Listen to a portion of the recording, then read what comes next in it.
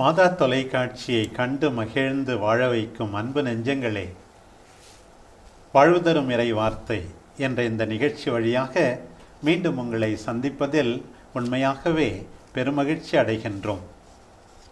பவுலடியார் திமோத்தேயுக்கு எழுதும்போது, வாய்ப்பு கிடைத்தாலும் கிடைக்காவிட்டாலும் தொடர்ந்து இறை வார்த்தை அறிவிக்க வேண்டும் என்று வலியுறுத்துகின்றார்.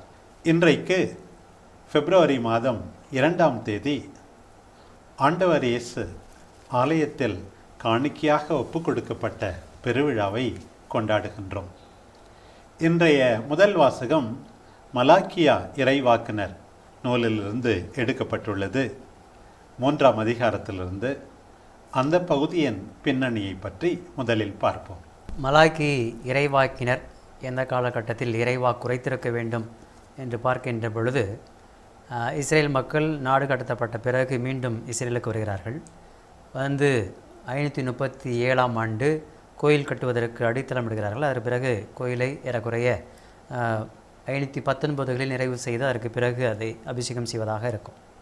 ஆகவே இந்த கோயில், எருசலேம் கோயில் கட்டிய பிறகு இங்கு மலாக்கி இறைவாக்கு குறைத்திருக்க வேண்டும். ஏனெனில் இங்கு குருக்களும் மக்களும் சமய கடமையிலிருந்து தவறக்கூடிய நிலை, அதேபோல் இறைவனுக்கு செலுத்த வேண்டிய காணிக்கைகளை செலுத்தாமல் இருப்பது, கோவிலை களங்கப்படுத்துவது, அதேபோல் கடவுளை அவமதிப்பது, இது போன்ற ஒரு சூழல். இந்த சூழலில் தான் இங்கு இறைவாக்கு குறைக்கிறார். ஆகவே தான் முதல் அதிகாரமும் 2ஆம் அதிகாரமும் ஒரு கண்டன குரலாக இருக்கும். இந்த மக்களுடைய பாவங்களுக்கு எதிராக, குருக்களுக்கு எதிராக ஒரு கண்டனத்தை தெரிவிக்கக்கூடியதாக இருக்கும். அதே நேரத்தில் 3ஆம் அதிகாரத்தில் வரக்கூடிய அந்த மெஸ்ஸியாவை பற்றி, மெஸ்ஸியாவுக்கு முன்னால் தன்னுடைய தூதனை அனுப்பக்கூடிய தன்மை. ஆகவே ஏன் இங்கு திடீரென்று 2 அதிகாரங்கள் கண்டனம் சொல்லக்கூடிய இவர் 3ஆம் அதிகாரத்தில் மெஸ்ஸியாவை பற்றி பேச வேண்டும்? ஏனெனில் அங்கு சக்கரியா, ஆகாய் போன்ற நூல்களில் மெஸ்ஸியா வருவார் என்ற ஒரு எதிர்பார்ப்பு என்பது அங்கு கொடுக்கப்பட்டிருக்கிறது. ஆகவே அந்த மெஸ்ஸியா எப்பொழுது வருவார் என்று மக்களிடம் ஒரு எதிர்பார்ப்பு இருந்தது. ஆகவே அந்த எதிர்பார்ப்பிற்கு இணங்க இவர் என்ன சொல்கிறார்? மெஸ்ஸியா வரப்போகிறார். ஆகவே மெஸ்ஸியா வருகைக்கு முன்னால் வழியை ஆயத்தம் செய்வதற்காக இறைவன் தூதனை அனுப்புவார். ஆனால் நீங்கள் தயாராக இல்லை. இதில் 2. ஒன்று, அந்த தூதன் வருகிறார். அந்த தூதர் மெஸ்ஸியாவுக்கான வருகையை ஆயத்தப்படுத்துகிறார். அடுத்து அந்த மெஸ்ஸியாவை வருகிறார். அந்த மெஸ்ஸியாவுடைய வருகையை பார்க்குறப்போ 3 வார்த்தைகளை பயன்படுத்துகிறார் மலாக்கி இறைவாக்கினர். 1, நீங்கள் தேடுகின்ற தலைவர். 1. 2, நீங்கள் ஆவலுடன் எதிர்பார்க்கும் உடன்படிக்கையின் தூதர். 3ஆவதாக அது முதல்ல நம்ம சொல்லப்படுகிற தூதர், அது தயாரிப்பவராகவும் எடுத்துக்கொள்ளலாம், வரவராகவும் எடுத்துக்கொள்ளலாம். ஆக இந்த தூதர் உடன்படிக்கையின் தூதர், திடீரென வருகின்ற தலைவர். இவர் யார் அப்படின்னு பார்க்குறப்போ மெஸ்ஸியாவுடைய வருகையை தான் நம்ம திடீரென்று நம்ம சொல்கிறோம். ஏன் உடன்படிக்கையின் தூதர் நம்ம பார்க்குறோம் அப்படின்னா, நம்ம ஏற்கனவே குறிப்பிட்ட மாதிரி இந்த உடன்படிக்கையை நிறைவு செய்யக்கூடியவர். உடன்படிக்கைக்கு வழக்கமாக அசிரிய உடன்படிக்கைனாலும் சரி, சீனாய் உடன்படிக்கையில் தூதருங்கிற ஆஸ்பெக்ட் இருக்காது. வழக்கமாக உடன்படிக்கையில் என்ன நடக்கும்? 2 பார்ட்டிஸ் இருப்பாங்க. உடன்படிக்கை செய்பவர், செய்ய யார் கூட செய்கிறாரோ அவர் இருப்பார். அடுத்து அந்த உடன்படிக்கையோட அடையாளமாக ஒரு பழிப்பொருள் இருக்கும். அந்த உடன்படிக்கைக்கு விட்னஸ், ஒரு சான்று இருக்கும். ஆனால் தூதர் என்பது இங்கே ஒரு வித்தியாசமான ஒரு சொல்லாடலாக இருக்கிறது. இந்த தூதர் என்ன செய்கிறார்னா, நினைவூட்டுகிறார். இஸ்ராயல் மக்கள் செய்த அந்த உடன்படிக்கை நினைவூட்டுகிறார். எப்படி ஒரு அசிரிய படையெடுப்பில், ஒரு இத்திய படையெடுப்பில் எதிரி நாட்டு அரசன் போய் தான் செய்த உடன்படிக்கையை நினைவூட்டுவதற்காக மக்களுக்கு தூதரை அனுப்புவது வழக்கம். அதாவது உடன்படிக்கை எதுக்காக நினைவூட்டுறாங்கன்னா, நீங்கள் உங்களுடைய கடமைகளை செய்ய வேண்டும், நான் என்னுடைய உரிமையை நான் உங்களுக்கு தருவேன். அப்போ அந்த டியூட்டிஸ் அண்ட் ரைட்ஸை நினைவூட்டுக்கிற ஒரு தூதராக நம்ம இங்கே உடன்படிக்கை தூதருங்கிற சொல்லாடல் இங்கே பயன்படுகிறது. ஆமாம், தூதனை இன்னொரு விதத்தில் நம்ம பார்க்கணும். ஏன்னா தூதன் எப்பொழுதுமே அதாவது என்னென்னா, இங்கே 2 சொல், நான் என் தூதனை அப்படின்னு சொல்லார். நான் என் தூதன் என்ன, என் தூதன் ஒருவேளை என்ன சொல்லுவாங்கன்னா, இங்கே தந்தைக்கும் மகனுக்கும், ஒருவேளை மெஸ்ஸியாவினுடைய புரிதலாக பார்த்தா தந்தைக்கும் மகனுக்கும் உள்ள உறவை குறிப்பதாக கூட இங்கே சொல்லப்படுது. ஆனால் இந்த தூதன் என்ற சொல் குறிப்பாக எஸ்ஐயா 63:9 இந்த செக்கினா என்று சொல்லக்கூடிய கடவுளின் தூதன், இந்த கடவுளின் தூதன் என்பது பழைய ஏற்பாட்டில் கடவுளுக்கு முன்னால் தூதன் செல்வது வழக்கம். எடுத்துக்காட்டுக்கு விடுதலை பயணம் 23, 20, 21 பார்த்தீங்கன்னா கடவுளுக்கு முன்னால் இங்கு தூதன் செல்வதாக பார்க்கக்கூடிய பார்வை என்பது இருக்கிறது. ஆனால் அதே நேரத்தில் இப்போ கர்ணா சொன்னது போல் இங்கு தூதன் என்பவர் வரக்கூடிய மெஸ்ஸியாவா அல்லது வழியை ஆயத்தம் செய்யக்கூடியவரா அப்படின்னு பார்க்கின்ற பொழுது இந்த டெக்ஸ்ட்டில் என்ன சொல்கிறாங்கன்னா, இருப்பிடத்தை அப்படின்னா தன் கோவிலுக்குள் அப்படின்னு சொல்லுகின்ற பொழுது இங்கு மெஸ்ஸியாவை குறிக்கக்கூடிய சொல்லாக இருக்கிறது. ஏன்னா வழக்கமாக கடவுள் ஊழியர்களை அனுப்புவதாக சொல்லுவார். ஆனால் இங்கே தன் இருப்பிடத்தைன்னு தன் கோவிலுக்குள் சொல்லுகின்ற பொழுது அப்போ மெஸ்ஸியாவினுடைய வருகையை இந்த பகுதி சொல்வதாகவோ நீங்கள் தேடுகின்ற தலைவர்னு சொல்லியிருக்கு. தேடுகின்ற தலைவர். ஆகவே இங்கு வந்து வரக்கூடிய மெஸ்ஸியாவை உறுதிப்படுத்துவதாக இருக்கிறது. ஏன்னா ஆகாய் 2:7 இந்த பகுதி என்பது பிரதிபலிக்கக்கூடியதாக இருக்கிறது. அதே போல் பார்த்தீங்கன்னா 1:2 அடுத்து 2வது வசனத்தை பார்த்தீங்கன்னா அவர் வரும் நாளை தாங்கக்கூடியவர் யார், அவர் தோன்றும் போது நிற்க வல்லவர் யார். ஆகவே அந்த நாளை குறிக்கக்கூடிய தன்மை. ஆகவே அந்த நாள் மட்டும் இல்லை, அதே போல் திருவெளிப்பாடு 6:16-17 அந்த வருகை எப்படி வலிமை மிக்கதாக இருக்கும், எதிர்பாராத விதத்தில் இருக்கும் என்பதை இங்கு சொல்லக்கூடியது. இதுதான் புடமிடுவார், தூய்மைப்படுத்துவார். இந்த வாக்கியங்களை எல்லாம் நாம் பார்க்கும்போது உண்மையாகவே ஒருவேளை மெஸ்ஸியாவையே குறிப்பதாக இந்த பகுதி இருப்பதாக கொள்ளலாம். இந்த கேள்விகள் பார்க்குறப்போ அந்த கேள்வியில் 2 இலக்கிய கூறுகள், எபிரேய இலக்கிய கூறுகள். ஒன்று வந்து இயைபணி, முதல்ல உள்ளது தான் திரும்ப வருகிறது. அவர் வரும் நாளை தாங்கக்கூடியவர் யார், அவர் தோன்றும் போது நிற்க வல்லவர் யார். அந்த இயைபணி அல்லது இணை வாக்கியத்தை இங்கே ஆசிரியர் பயன்படுத்துகிறார். 2வது விவிலியத்தில் உள்ள கேள்விகளை நாம் 2 வகை கேள்விகளாக பார்க்கலாம். ஒன்று விடை வேண்டி கேட்கக்கூடிய கேள்வி. எடுத்துக்காட்டாக இயேசு சீடர்கள்ட்ட கேட்குறாரு, உங்களிடம் எத்தனை அப்பங்கள் உள்ளன. அந்த கேள்விக்கு வந்து விடை தேவை. இன்னும் சில கேள்விகள் வந்து விடை தெரிந்தே கேட்கப்படுகின்ற கேள்வி. எடுத்துக்காட்டாக ஆதாம்கிட்ட கடவுள் கேட்கிறார், நீ எங்கே இருக்கிறாய். கடவுளுக்கு தெரியாதுன்னு, நீ இருக்க வேண்டிய இடத்துல இல்லை, அதான் அதோடைய பொருள். அதே மாதிரி இங்கே வல்லவர் யார், தாங்கக்கூடியவர் யார்னா இவர் தாங்குவார், அவர் வல்லவர் கிடையாது, யாரும் தாங்க முடியாது. அந்த ஒரு நிலையில தான் இங்கே உள்ளே கேள்விக்குள்ளே பதில் இருப்பதை நாம் பார்க்கிறோம். அந்த ஒரு இலக்கிய கூறும் இங்கே கையாளப்படுகிறது. தமிழ் இலக்கியத்திலே அறிவினா, அறியாவினா, ஐயாவினா அப்படிலாம் சொல்றாங்க இல்லையா. போல இது வந்து அறிவினா தான், தெரிந்திருக்கிற வினா. அந்த வினாவின் வழியாக உங்களுக்கு உண்மையை உணருங்கள் என்று சொல்லுகின்ற வினா அது. அதுக்கடுத்து பார்த்தீங்கன்னா 3வது வசனத்தில் அது ரொம்ப முக்கியம். அவர் புடமிடுவர் போலும் வெள்ளியை தூய்மைப்படுத்துவர் போலும் அமர்ந்திருப்பார். இந்த அமர்ந்திருத்தல் என்பது ஏறக்குறைய ரோமையர்கள் எழுதிய திருமுகம் 8:29 பிரதிபலிக்கக்கூடியதாக இருக்கிறதோ. அப்படின்னா இந்த அமர்ந்திருத்தல் என்பது தேர்ந்தெடுத்தலை குறிக்கிறது. அது ஒரு அரசன் தெரிவு செய்யப்பட்டு அவனுடைய ஆட்சி அதிகாரத்தில் அமரக்கூடிய தன்மை. ஆகவே இங்கு வரக்கூடிய மெஸ்ஸியா வந்து தேர்ந்தெடுக்கப்பட்டு அனுப்பப்படக்கூடியவர் அல்லது தேர்ந்தெடுக்கப்படக்கூடியவர் என்பதை சொல்லக்கூடியதாக இருக்குது. எடுத்துக்காட்டுக்கு யோபு 23:10 அல்லது திருப்பாடல் 66:10 அல்லது நீதிமொழிகள் 17:3 இதெல்லாம் பார்த்தீங்கன்னா இந்த அரசன் தெரிவு செய்யப்பட்டு அனுப்பப்படக்கூடிய அரசன். அதே போல் இன்னொன்று பார்த்தீங்கன்னா ஒரு குருத்துவ பணியும் இங்கே சொல்லக்கூடியது. ஒரு லேவியருக்குரிய பணியை தூய்மைப்படுத்துதல், புடமிடுதல் என்பது தூய்மைப்படுத்தக்கூடிய தன்மை. ஆகவே வரக்கூடிய மெஸ்ஸியா ஒரு அரசராகவும் இருப்பார், ஒரு குருவாகவும் இருப்பார் என்ற ஒரு இருவிதமான பொருளை மறைமுகமாக சுட்டி காண்பிக்கக்கூடிய தன்மை என்பது இங்கே இருக்கிறது. அதான் இன்னொன்று, இந்த பகுதி இன்றைய பெருவிழாவுக்காக கொடுக்கப்பட்டிருக்கிறதனுடைய நோக்கத்தையே நம்ம வந்து ஒரு விதத்தில் தெரிந்து கொள்ளணும். ஏன்னா இங்கே வந்து ஆண்டவர் இயேசு கோயிலுக்கு கொண்டு வரப்படுகிறார் பெற்றோரால். இங்கே வந்து அந்த கடவுள் வந்து அங்கே வருவார் என்று சொல்லியிருக்கிறது. அதே போல் இன்னொன்று, அங்கே வந்து ஆண்டவருக்கு கொடுக்கின்ற காணிக்கைகள் உகந்தவையாக இருக்க வேண்டும். அந்த கடைசி வாசனத்தில் சொல்லியிருக்கு, ஆண்டவருக்கு ஏற்புடைய காணிக்கைகள் இருக்கணும்னு சொல்லி. அவர்கள் நாடு கடத்தப்பட்ட பிறகு, புது வாழ்வு கண்ட பிறகு, மீண்டும் ஆலயத்தை கட்டிய பிறகு ஒரு மெத்தன போக்கு அந்த மக்களிடம் இருந்தது. கடவுளுக்குரியதை கொடுக்காத நிலை இருந்தது.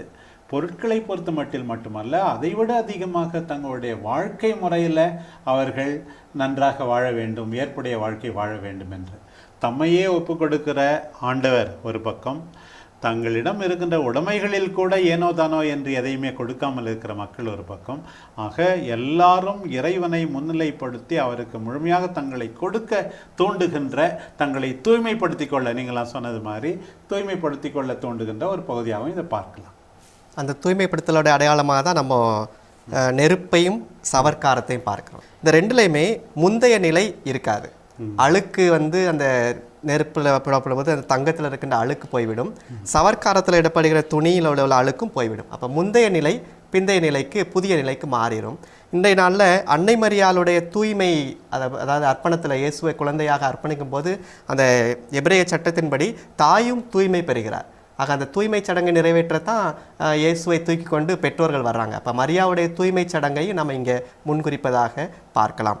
இந்த வெள்ளியை தூய்மைப்படுத்துவோர் போல் அமர்ந்திருப்பதில் அப்படிங்கிற பார்க்குறப்போ இதை பற்றிய இது எப்படி அப்படின்னா, ஒரு வெள்ளி புடப்படுத்துகிற ஒரு கொல்லன் அவன் என்ன செய்வா அப்படின்னா, அவர்கிட்ட நம்ம போய் கேட்குறோன்னு வைங்க, இது எப்படி நீங்கள் கரெக்டான நேரத்தில் வெள்ளியை எடுக்கிறீங்க அப்படின்னு கேட்டால் அந்த கொல்லன் என்ன சொல்லுவாராம், எப்போ வந்து தன்னுடைய முகம் அந்த வெள்ளியில் தெரிய ஆரம்பிக்குதோ அதுதான் சரியான மொமெண்ட். அதுக்கு முன்னால் எடுத்தால் என்ன ஆகும்? அழுக்கு போகாது. அதுக்கு பின்னால் எடுத்தால் அந்த வெள்ளி நெருப்போட கரைஞ்சிரும். அப்போ அந்த சரியான சமயத்தில் தன்னுடைய முகம் அந்த வெள்ளியில் தெரிகிற நேரத்தில் அந்த கொல்லன் அதை எடுத்து விடுவான். அப்போ இங்கே கடவுள் எப்படி அதை அந்த உருவகத்தை நம்ம பார்க்கும்போது முகத்தை பார்த்து கொண்டே இருக்கிறார். என்னுடைய முகம் உனக்கு தெரியுதுனோடனே கடவுள் உடனடியாக அதை எடுத்துக்கொள்கிறார். அதைத்தான் நம்ம சிமியோனுடைய நிகழ்வை பார்க்குறோம். குழந்தையை கையில் இருந்தபோது சிமியோன் தன்னுடைய முகத்தை அந்த குழந்தை இயேசுவோடைய முகத்தில் பார்க்கும்போது கடவுளுடைய ஒளியை பார்க்கிறார். அந்த இங்கே பார்ப்பது அங்கேயும் சிமியோன் பார்க்கின்ற ஒரு நிகழ்வோட ஒப்பிடும் போதும் இந்த வாசகத்திற்கும் இன்றைய திருவிழாவுக்கும் மிக அழகான பொருத்தம் இருப்பதை நம்மால் பார்க்க முடிகிறது. பிரியமானவர்களே, இன்றைய இரண்டாவது வாசகம் எபிரேயருக்கு எழுதப்பட்ட திருமுகத்திலிருந்து கொடுக்கப்பட்டுள்ளது. 2ஆம் அதிகாரம் 14 முதல் 18 வரை உள்ள இறைவசனங்கள். எபிரேயருக்கு எழுதிய திருமுகம் எந்த பின்னா யூத கிறிஸ்தவர்களுக்கு எழுதப்பட்டதாக இருக்கும். ஏன்னா அதிகமாகவே இந்த பழைய ஏற்பாட்டு சட்டங்கள், பழைய ஏற்பாட்டு பழி என்பதெல்லாம் இருக்கும். ஏன்னா காரணம்னா இந்த காலகட்டத்தில் தளர்ந்து போய் நிறைய யூத கிறிஸ்தவர்கள் மீண்டும் யூத சமயத்திற்கு பெயரலாமா என்ற ஒரு சூழலில் இருக்கின்ற பொழுது அவர்களுக்கு ஒரு உறுதிப்படுத்துவதற்காக, அவருடைய நம்பிக்கையை உறுதிப்படுத்துவதற்காக கிறிஸ்துவனுடைய மேன்மையை அதிகமாக வலியுறுத்துவார். அதான் பழைய ஏற்பாட்டில் இருக்கக்கூடிய அந்த பழிமுறையாக இருக்கலாம், அதே போல் மெல்கிசதேக்காக இருக்கலாம், அல்லது பழைய ஏற்பாட்டு ஆரோன் குருத்துவமாக இருக்கலாம். எல்லாவற்றையும் விட கிறிஸ்து மேன்மை மிக்கவர் என்ற அந்த மேன்மையை சொல்லக்கூடியது. தலைமை குரு அப்படின்னு இயேசுவை அழைக்கின்ற முதல் இடம் இந்த இடம் தான், எபிரேயருக்கு எழுதப்பட்ட திருமடலில். இங்கே முதல்ல நம்ம கேட்குறோம், இயேசு ஒரு குருவா அப்படின்னாலே ஒரு பெரிய கேள்வி. ஒரு குருவாக இருக்கணும் அப்படின்னா யூத மரபில் ஒன்று அவர் லேவி குலத்தில் பிறக்கணும். ஆனால் இயேசு லேவி குலத்தில் பிறந்தவர் அல்ல. ஆக இயேசுவோடைய பிறப்பு அவரை குருவாக ஆக்க முடியாது. இயேசு வளர்ந்த விதத்தில் ஏதாவது குருவுடைய அடையாளம் இருக்கா என்றால் அவருடைய வளர்ப்புலையும் சரி, அவருடைய பாடுகள், அவருடைய பணிவாழ்வுலையும் சரி, அவர் முழுக்க அந்த குருக்கள் சமூகத்துக்கு எதிராக இருக்கின்றார். அவர்களை வெள்ளையடிக்கப்பட்ட கல்லறைகளை என்று அழைக்கிறார். அவர்கள் நீங்கள் சுமக்க முடியாத சுமைகளை சுமக்கிறீங்க அப்படின்னு அழைக்கிறார். அப்போ மறைநூல் சார்ந்த அந்த அறிவை கொண்டிருக்கிறவர்கள் கூட அவரால் ஒத்து போகலை. இறப்பிலையாவது அவர் குருவாக இருப்பார் என்று பார்த்தால் இறப்பிலும் அவர் குருவல்ல. ஏன்னா அவருடைய ஒரு மரணம் இழி மரணமாக, சிலுவை மரணமாக இருக்குது. அப்போ பிறப்பிலையும் அவர் குரு இல்லை, பணிவாழ்வுலையும் குரு இல்லை, இறப்பிலையும் அவர் குரு இல்லை. அப்படிப்பட்ட ஒருவரை எடுத்து ஏன் இவர் குருன்னு சொல்வது மட்டுமல்ல தலைமை குரு என்று குறிப்பிடுகிறார். நம்ம பார்க்கும்போது அதை முதல் ஏற்பாட்டில் உள்ள முக்கியமான அடையாளங்களெல்லாம் எடுத்து புரட்டி போடுகிறார் ஆசிரியர். அந்த பழி குறைவுள்ளதாக இருந்தது, இந்த பழி நிறைவாக்குகிறது. அந்த குருத்துவத்தில் குறைவுபட்டது, இந்த குருத்துவத்தில் நிறைவு இருந்தது அப்படின்னு சொல்லி இப்போ தலைமை குருன்னு சொல்லும்போது இவர் யாருக்கு பின்புலத்தில் போகிறாருன்னா மெல்கிசதேக். மெல்கிசதேக் சாலேம் நாட்டு அரசர், நீதியின் அரசர். தொடக்கமும் இல்லாமல் முடிவும் இல்லாமல் இருக்கிறார். தொடக்கமும் இல்லாமல் முடிவும் இல்லாமல் இருக்கின்ற அவர் அந்த இறைமகன், அவரே தலைமைக்குரு என்கிற இயேசுவை ஆரோனோடோ லேவி குலத்தோடோ இணைக்காமல் மெல்கிசதேக்கோட போய் இணைக்கிறார் இந்த ஆசிரியர். ஆபிரகாமுடைய வழிமரபு. இதுக்கு முன்னாடி பார்த்தீங்கன்னா கிறிஸ்து தாவீதுடைய வழிமரபுன்னு சொல்லுவோம். ஆனால் இங்கு மெஸ்ஸியா ஆபிரகாமின் வழிமரபாக இங்கே சொல்லப்படுகிறது. அப்போ எடுத்துக்காட்டுக்கு இந்த வழிமரபு என்பது எப்படி பார்த்தீங்கன்னா தொடக்க நூல் 4ஆம் அதிகாரம் 25 பார்த்தீங்கன்னா ஆபேலுக்கு பதில் அங்கே பார்த்தீங்கன்னா ஆதாமி ஏவாள் சேத்துவை. அந்த சேத்து என்பது என்ன, அதனுடைய பொருள் என்பது என்ன? வைத்தல் தான் அதனுடைய பொருள். அப்போ அங்கே வைக்கிறார். அதே போல் பார்த்தீங்கன்னா 15:3 பார்த்தீங்கன்னா ஆபிரகாம் சொல்வார், எனக்கு குழந்தை இல்லை, அப்போ அடிமையினுடைய மகனை எனக்கு இதாக கொடுங்க அப்படின்னு சொல்லக்கூடியது.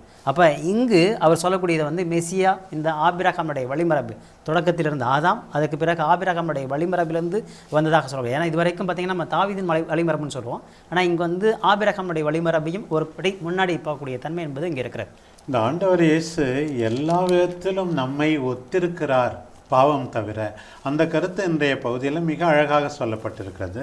இன்றைக்கி ஆண்டவர் ஆலயத்துக்கு கொண்டு வரப்படுவது சட்டமுறைப்படி அவர் கொண்டு வரப்பட தேவையில்லை என்றால் கூட இறைமகனாக இருப்பதால் கொண்டு வரப்படுகிறார். மரியா வர வேண்டும் என்ற அவசியமில்லை, இருந்தாலும் செய்கிறார்.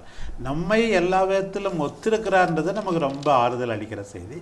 அதே தான் கடைசியிலும் சொல்லியிருக்கு, அவர் நம்மை போல எல்லா விதத்திலும் துன்பப்பட்டார், சோதிக்கப்பட்டார். ஸோ அதான் இயேசு இந்த உன்னதமான நிலையை விடாமல் பிடித்து கொண்டிருக்க வேண்டியது ஒன்றாக கருதாமல் நம்மட்டும் இறங்கி பாவத்தை தவிர எல்லா விதத்திலும் நம்மோடு ஒத்திருந்து நம்முடைய கண்ணீரை, வேதனைகளை எல்லாவற்றையும் புரிந்து கொள்ள கூடியவராக இருக்கிறார் என்ற அந்த கருத்து இந்த எபிரேயருக்கு எழுதப்பட்ட திருமுகத்தில் இந்த பகுதியில் சொல்லியிருக்கு. அதில் தான் இரக்கம் உள்ளவர், நம்பிக்கைக்குரியவர். இரக்கம் அப்படிங்கிறது நம்மளுடைய ஓப்பன்னஸ், நம்பிக்கை அப்படிங்கிறது நம்முடைய ரூட்டட்னஸ். அப்போ இயேசு கடவுள் மேல் கொண்டிருக்கிற நம்பிக்கையில் வேரூன்றி மனிதர்களோடு கொண்டிருக்கின்ற அந்த இரக்கத்தில் விழுது பரப்புகிறார். ஆக ஒரு அருட்பணியாளர் இன்னைக்கு நம்ம பார்க்குறோம் அப்படின்னா அருட்பணி நிலையில் இந்த 2 விஷயங்கள் அவசியம். ஒருவருக்கு நம்பிக்கை, கடவுள் மேலே கொண்டிருக்கிற அந்த வேறு ஊன்றுதல் இருந்ததுன்னா ஆட்டோமேட்டிக்காக அதை இரக்கமாக சகோதர சகோதரர்கள் மேல் வெளிப்பட முடியும் என்று ஒரு அருட்பணியாளருடைய வாழ்வுக்கு இதை நம்ம தனிப்பட்ட நிலையில் நம்ம எடுத்துக்கொள்ள முடியும். பிரியமானவர்களே, இன்றைய நற்செய்தி பகுதி லூக்கா நற்செய்தி 2ஆம் அதிகாரத்திலிருந்து 22 முதல் 40 முடிய அன்புத்தாய் அன்னை கன்னிமரியாவும் யோசேப்பும் பாலன் இயேசுவை 40 நாள் குழந்தையை ஆலயத்துக்கு கொண்டு வந்து காணிக்கையாக ஒப்பு கொடுப்பதை பற்றியது. அந்த பகுதியை பற்றி சிந்திப்போம். லூக்கா நற்செய்தி யாருக்கு எழுதப்பட்டது என்பது நமக்கு தெரியும். ஏறக்குறைய எருசலேம் கோயில் அழிக்கப்பட்ட பிறகு கிபி 70 பிறகு ஏறக்குறைய 80-85 ஆண்டுகளில் எழுதப்பட்டிருக்க வேண்டும் ஒன்று. இன்னொன்று புறவினத்தாருக்கு, புறவின கிறிஸ்தவர்களுக்கு எழுதப்பட்டனால இப்போ மத்தேயு மார்க்கு நற்செய்தியை விட இவருடைய மொழி என்பது கொஞ்சம் புறவினத்தார் சார்பாகவே அதிகமாக இருக்கும். அதே போல் சமூகத்தில் ஒதுக்கப்பட்டவர்கள் சார்பாக இருக்கும். ஆகவே இந்த முதல் பகுதியில் பார்த்தீங்கன்னா தூய்மை சடங்கு, அப்போ அன்னை மரியாள் தூய்மைப்படுத்துதல். ஆகவே லேவியருக்கு எழுதிய திருமுகத்தில் 12ஆம் அதிகாரம் 1-8 வரைக்கும் உள்ள வசனத்தை வந்து குறிப்பாக பிள்ளை பெறின் போது அங்கு பெறக்கூடிய தீட்டு, அந்த தீட்டிலிருந்து எப்படி தூய்மை பெறுதல். 2வது விஷயம் வந்து இங்கே அர்ப்பணித்தல், குழந்தையை அர்ப்பணிக்கிறது. இது வந்து ஏறக்குறைய விடுதலை பயணம் 13ஆம் அதிகாரம் 1, அதே போல் 11வது வசனத்திலேருந்து 16வது வசனம். அது ஏன்னா வந்து முதல் குழந்தைகளை தலைச்சின் பிள்ளைகளை வந்து அர்ப்பணிக்கக்கூடியதை அந்த பெண்ணில் இங்கே வந்து சொல்கிறார். ஆகவே தான் இதில் பார்த்தீங்கன்னா இந்த முதல் பகுதியிலேயே வந்து திருச்சட்டத்தை 3 இடத்துல பயன்படுது. திருச்சட்டத்தின் அடிப்படையில், மோய்சன் சட்டத்தின் அடிப்படையில் கோயில் காணிக்கையாக கொடுப்பது, அர்ப்பணிப்பது என்பது அழுத்தமாக சொல்லப்படும். இங்கே ஆண் தலைப்பேர் அனைத்தும் ஆண்டவருக்கு அர்ப்பணிக்கப்பட்டு அதை நம்ம மீட்கணும். அந்த ஆண்டவருக்கு குழந்தைகள் அதை மீட்பதற்கான சில பிணைத்தொகையை கட்ட வேண்டும். அந்த பிணைத்தொகையை தான் நம்ம இங்கே பார்க்குறோம். 2 மாடப்புறாக்கள் அல்லது 2 புறா குஞ்சுகள். இதில் வந்து இயேசுடைய பெற்றோருடைய அந்த எளிமையை நம்ம பார்க்க முடியுது. அவர்களால் ஒரு ஆட்டுக்குட்டியை அந்த தலைப்பேற்றுக்கு இணையாக கொடுக்க முடியாமல் அவங்க மாடப்புறாக்களும் புறா குஞ்சுகளும் தேர்வு சென்ற நிலை பார்க்குறப்ப அந்த திருக்குடும்பம் அனுபவித்த அந்த எளிமையை அல்லது தொடக்கத்திலிருந்தே இயேசுடைய பிறப்பில் இருந்த அந்த எளிமையை நம்ம இங்கே அது மேலோட்டமாக இருப்பதை நம்ம பார்க்கலாம். ஏன்னா அது லேவியர்லேயே சொல்லப்படும். விவிலியத்தில் இந்த ஏழைகள் மட்டில் இருக்கிற அக்கறை வந்து உண்மையாகவே இந்த பழைய கடினமான சட்டங்களில் கூட காண கிடக்கிறது. அதிலும் இன்றைக்கு பல பேர் வந்து இயேசுவை ஒரு பணக்காரராக சித்தரிப்பது ஒன்று மட்டும் நமக்கு மிக தெளிவாக இருக்கிறது. ஆண்டவர் இயேசு மனத்தளவில் மட்டுமல்ல, உண்மையாகவே ஏழையாக இருந்தார் என்பதில் சந்தேகமே இல்லை. ஆனால் திருச்சட்டத்திற்கு கடைபிடிப்பது, திருச்சட்டத்தை கடைபிடிப்பது என்பது இயேசுக்கு மட்டுமல்ல, எல்லாரும் தான் சொல்லுவாங்க. அன்னை மரியாளும் யோசேப்பும் திருச்சட்டத்துக்கு கீழ்ப்படிந்திருந்தாங்க. அது கீழ்ப்படிந்தல் என்பது இறை திருவுளத்திற்கு கீழ்ப்படிந்திருத்தல் என்ற பொருளில் தான் வந்து மீண்டும் 3 முறை இந்த திருச்சட்டத்தை கடைபிடிப்பதாக, திருச்சட்டத்திற்கு கீழ்ப்படிவதாகவே ஆசிரியர் 2ஆம் அதிகாரத்தில் பல முறை சொல்லப்பட்டிருக்கிறது. உபி சோச்சியத்தா சிபியூஸ், எங்கே சமூகம் இருக்கிறதோ அங்கெல்லாம் சட்டங்கள்.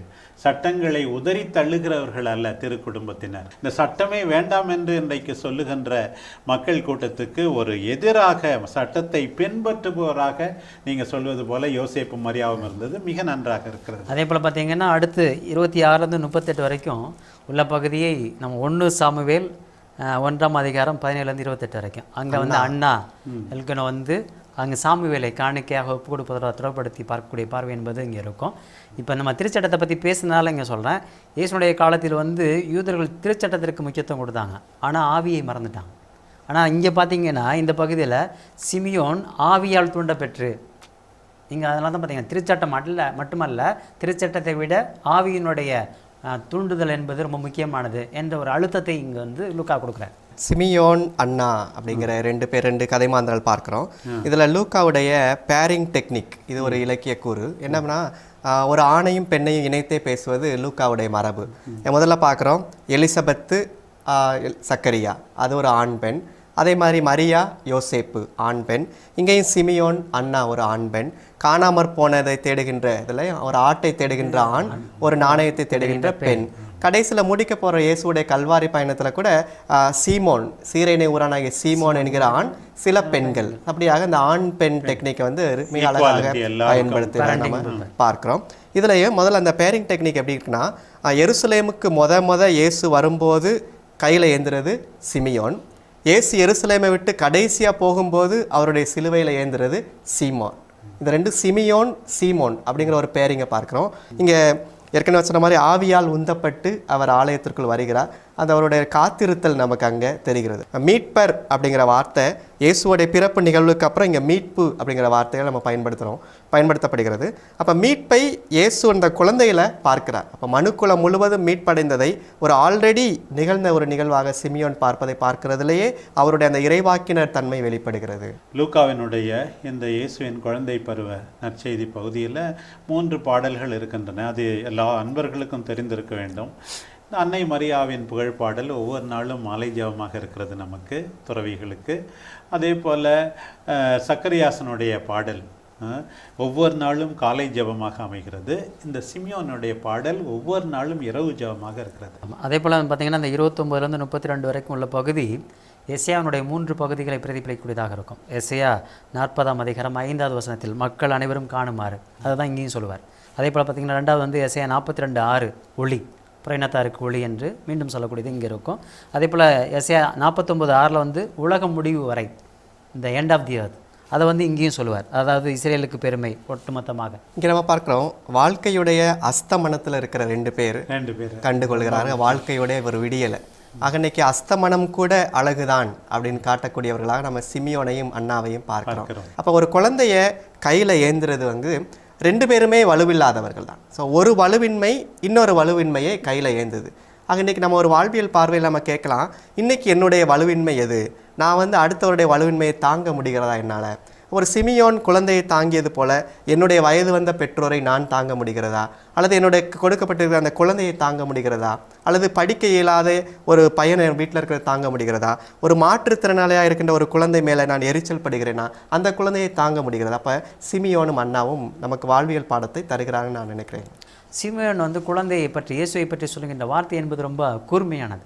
ஏன்னா அவருடைய வாழ்க்கையை மிகச் சுருக்கமாக 2 வார்த்தையில், பலருக்கு எழுச்சி பலருக்கு வீழ்ச்சி, அந்த வார்த்தை என்பது அவருடைய பணி. இவர் யார் சார்பாக இருப்பார், யாருக்கு எதிராக இருப்பார். அதே போல் அதற்கு அடுத்த பகுதி பார்த்திங்கன்னா பலருடைய மறைவான எண்ணங்கள் வெளிப்படும், உள்ளத்தை ஒரு வாழ் உடுகும் என்பது.